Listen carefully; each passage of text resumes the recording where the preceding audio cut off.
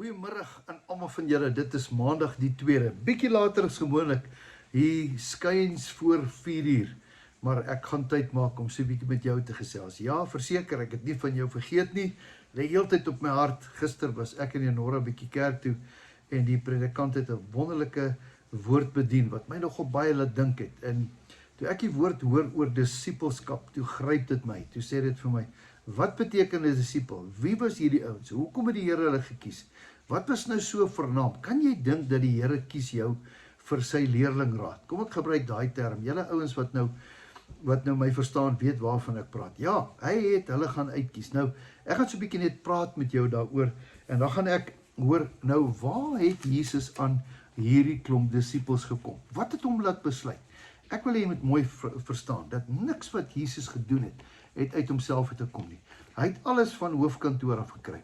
Wanneer hy gaan bid het hy verseker by die Vader gehoor en die Vader het vir hom presies gesê.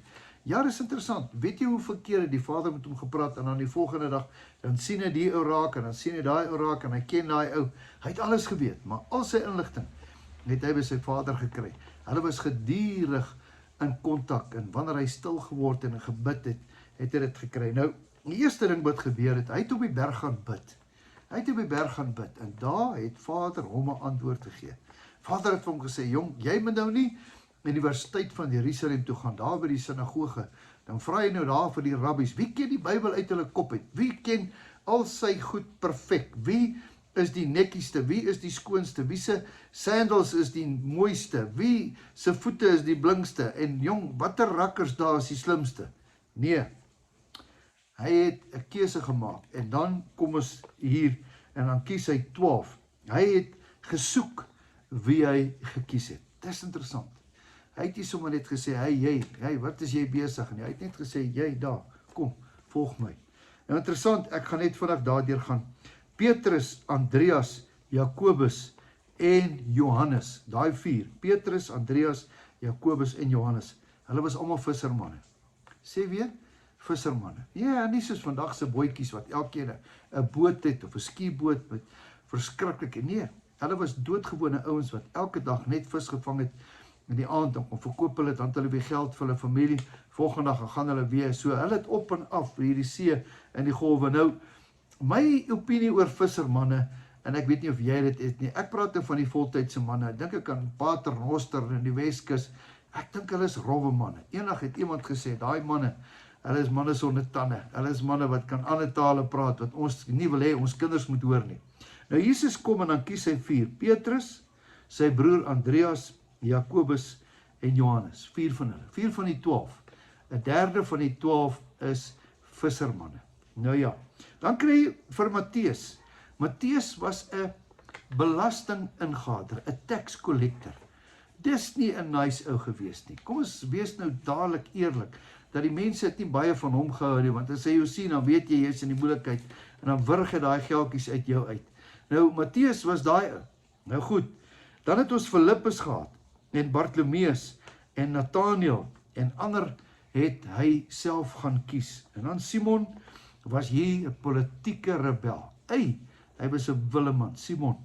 Judas was ook dan een van die manne, daar was 2 Judas, een was die ander Judas, en die ander Judas is die een wat Jesus verraai het. Ek gaan net so kortliks gaan. So, my punt wat ek wil maak is, Jesus kies hierdie ouens, hulle weet nie lekker wat aangaan nie, hulle het gedink, dit gaan net 'n trippie wees wat hulle saam met hom gaan loop, maar min het hulle besef, dat hulle 'n groot verantwoordelikheid het. Jesus vat hulle, en vir 3 jaar loop hy elke dag die pad saam met hulle. Interessant, hy sê vir Petrus, los jou nette, net daar, volg my, ek sê jou vissers van mense maak. Ja, hierdie Petrus het gedink, hierdie carpenter se seun Jesus, waarvan praat hy? Vissers van mense, hoe vang 'n mens mense? Ja, jy leef hulle raak, jy gaan na hulle toe, jy bid vir die siekes, jy salf hulle, jy doop hulle, jy help hulle, en dis wat hulle gedoen het. Baie interessant, Jesus se opdrag is, gaan maak disippels. Hy het vir die disippels gaan sê, gaan maak disippels. So, gaan kry mense wat soos julle gaan word, gaan kloon mense. En hoe goed het hulle dit nie gedoen nie. Die hele wêreld weet vandag van Jesus Christus en die Bybel, as gevolg van 12 ouens, later was dit 11, wat absoluut 'n passie gehad het van Jesus, het hulle disipel. Hy het hulle raak geleef. Hulle het hom dopgehou.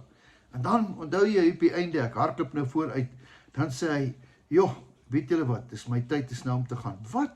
Ons gedink, ons gaan nou ons hele lewe lang disipel. Hy sê, nee, julle het genoeg gesien, julle het genoeg gehoor, gaan dan heen, maak disipels. Dit was sy opdrag.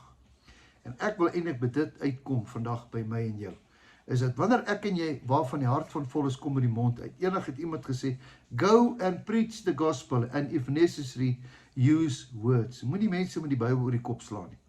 Gaan wees net lief, en gaan doen net wat reg is, en jy sal sien, hulle sal jou volg. Gaan maak disipels, dis die opdrag. Nou vandag wil ek vir jou bid. Ek dink as niks so wonderlik nie. Ek is 'n disipel. Ek het mense gehad in my lewe wat my beïnvloed het. My so gevang in my lewe dat baie keer as ek dink en as ek preek, dink ek aan daai persone. Hoe Darren de Wet die woord geken het.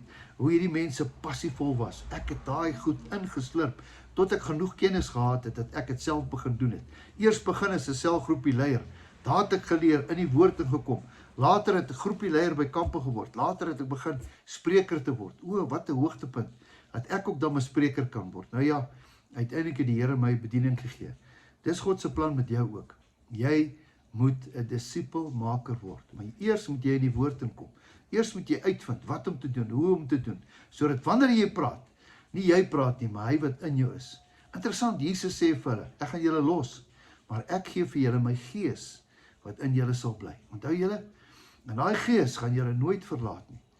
En toe begin hulle daar buite en al die wonderwerke het hulle gevolg. Daar waar hulle gegaan het, al die blindes, al die dowes, almal wat krepeel was, hulle het hulle vriende geroep van oral af en dan het hulle agter hierdie mense aangeloop.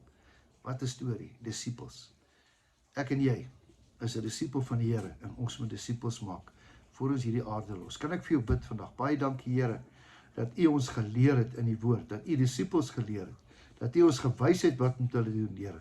Dankie Here vir 'n klomp wille manne wat gehoorsaam was. Here, en hulle het hulle lewe gegee, wreed gesterf. Here, omdat hulle die boodskap in die woord gehoor het. Ek bid vandag vir disipels, Here, dat U mense sal oprig in hierdie land om disipels te maak. Here, want disipels maak disipels. Dankie Here dat U ons geleer het. Ons loof en prys U naam. Amen.